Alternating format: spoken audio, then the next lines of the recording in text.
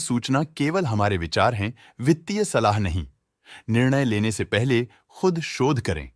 किसी भी लाभ या हानि के लिए हम उत्तरदायी नहीं हैं।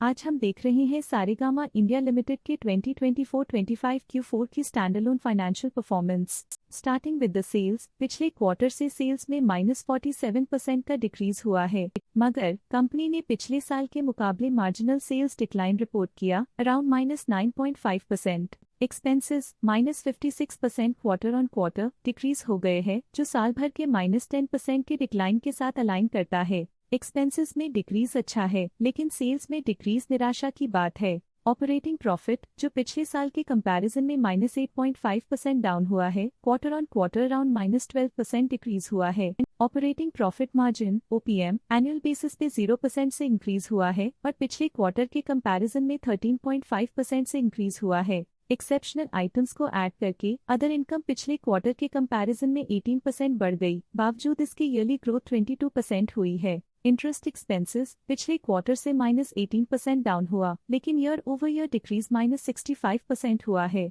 डिप्रिशिएशन कॉस्ट में 10% का क्लाइम देखने को मिला और ईयरली बेसिस पे 54% का इंक्रीज देखा गया। Profit before tax annually -10.5% decrease हुआ, लेकिन प्रोसीडिंग क्वार्टर से -10% डिक्रीज हुआ है। इस साल कंपनी ने 26% टैक्स पे किया और क्वार्टरली कंपनी ने 25.5% टैक्स पे किया है। नेट प्रॉफिट ने ईयर ऑन ईयर -10% का डिक्लाइन दिखाया, लेकिन लास्ट क्वार्टर से -9.5% का कंट्रैक्शन हुआ है। इस क्वार्टर के दौरान कंपनी का परफॉर्मेंस इतना अच्छा नहीं रहा।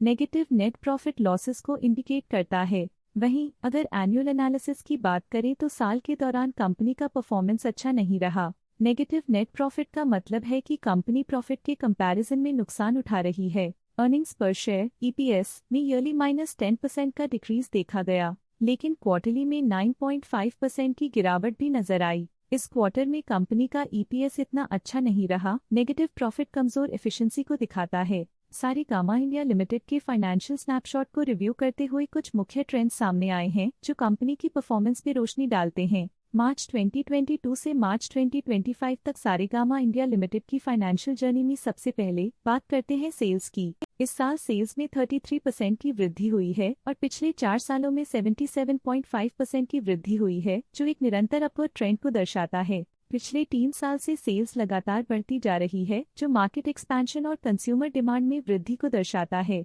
अब बात करते हैं एक्सपेंसेस की। इस साल एक्सपेंसेस 46.5% बढ़े हैं और 4 सालों में 93.5% का इजाफा हुआ है। इस साल हालांकि एक्सपेंसेस सेल्स से थोड़ा ज्यादा बढ़े हैं, मगर ग्रोथ रेट्स का करीब होना स्टेडी ऑपरेशनल कॉस्ट को दर्शाता है।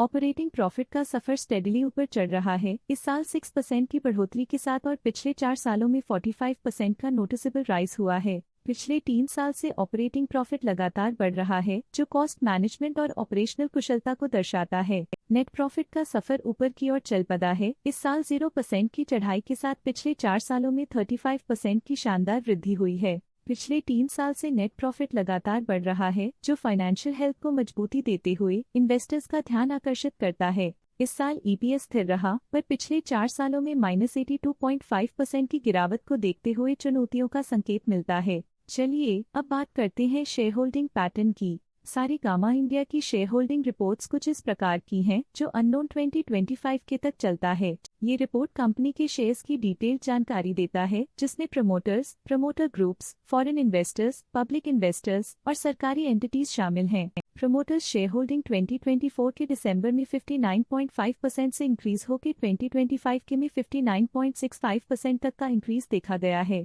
इस इंक्रीज से साफ होता है कि प्रमोटर्स का कंट्रोल कंपनी पे और मजबूत किया है। पब्लिक हेल्थ शेयर्स का परसेंटेज 2024 के दिसंबर में 19.88% से 2025 के में 18.97% तक डिक्रीज हो गया। इस डिक्रीज से साफ है कि इस टाइम पीरियड में कंपनी में पब्लिक का हिस्सा डिक्रीज हुआ है। जब कंपनी के शेयर्स का अधिकतम हिस्सा प्रमोटर्स, FII, DII या गवर्नमेंट के पास होता है, तब ये माना जाता है कि कंपनी मजबूत हाथों में है, जो स्थिरता और मजबूत समर्थन को दर्शाता है और इस मार्केट की स्थिरता बनी रहती है। डोमेस्टिक इंस्टीट्यूशनल इन्वेस्टर के शेयर होल्डिंग में थोड़ा डिक्रीज आया 2024 के दिसंबर से 2025 के में, जो दिखाता है कि डोमेस्टिक इंस्टीट्यूशंस ने अपने स्टेक को -0.05 से डिक्रीज किया है। FII, फॉरेन इंस्टीट्यूशनल इन्वेस्टर्स ने अपना शेयर होल्डिंग दिसंबर 2024 में 15.7% से 2025 में 16.45% तक इंक्रीज किया। ये बताता है कि फॉरेन इंस्टीट्यूशंस ने कंपनी में अपना इंटरेस्ट 0.75% तक इंक्रीज किया है। ये था कंपनी का करंट शेयर होल्डिंग पैटर्न। आइए देखते हैं इस क्वार्टर के DII डील्स ने बाजार को किस तरह प्रभावित किया है। 3 फरवरी 2025 को ग्रेविटॉन रिसर्च कैपिटल LLP ने 11.7 लाख शेयर्स इन्वेस्ट किया 532.44 रुपीस पर यूनिट के हिसाब से, जिसका टोटल था 62.3 करोड़। 3 फरवरी 2025 को ग्रेविटॉन रिसर्च कैपिटल LLP ने 11.7 लाख शेयर्स एग्जिट कर लिए 532.85 रुपीस पर यूनिट के हिसाब से, जिसका टोटल था 62.3 करोड़। 9 जनवरी 2025 को ग्रेविटॉन रिसर्च कैपिटल LLP ने 9.7 लाख शेयर्स खरीदे 572.29 रुपीस पर यूनिट के हिसाब से, जिसका टोटल था 55.5 करोड़। 9 जनवरी 2025 को ग्रेविटॉन रिसर्च कैपिटल LLP ने 9.7 लाख शेयर्स बेचे 572.8 रुपीस पर यूनिट के हिसाब से, जिसका टोटल था 55.6 करोड़। 6 जनवरी 2025 को ग्रेविटॉन रिसर्च कैपिटल LLP ने 15.1 लाख शेयर्स खरीद लिए 574.25 रुपीस पर यूनिट के हिसाब से, जिसका टोटल था 86.7 करोड़। 6 जनवरी 2025 को ग्रेविटॉन रिसर्च कैपिटल LLP ने 15.1 लाख शेयर्स एग्जिट कर लिए 574.6 रुपीस पर यूनिट के हिसाब से, जिसका टोटल था 86.8 करोड़। 3 जनवरी 2025 को ग्रेविटॉन रिसर्च कैपिटल LLP ने 14.6 लाख शेयर्स खरीदे 533.71 रुपीस पर यूनिट के हिसाब से, जिसका टोटल था 77.8 करोड़। इस क्वार्टर के DII डील्स के विश्लेषण को समाप्त करते हुए हम उम्मीद करते हैं कि आपको ये जानकारियां नई इनसाइट्स प्रदान करती होंगी। अब नजर डालते हैं सारेगामा इंडिया की स्टॉक रिकमेंडेशन पे। इस स्टॉक का करंट प्राइस 518.4 रुपीस चल रहा है। EMK ग्लोबल फाइनेंशियल सर्विसेज ने स्टॉक की बाय रिकमेंडेशन दी थी। उन्होंने स्टॉक का टारगेट प्राइस 580 का अनुमान लगाया था। रिकमेंडेशन के समय स्टॉक का प्राइस 499 चल रहा था, जो करंट प्राइस से 11% अप है। आज के लिए फाइनेंशियल सेक्टर में इतना ही। देखने के लिए धन्यवाद। स्टॉक लेटेस्ट न्यूज अपडेट के लिए चैनल को सब्सक्राइब करें और वीडियो को लाइक एंड शेयर करें।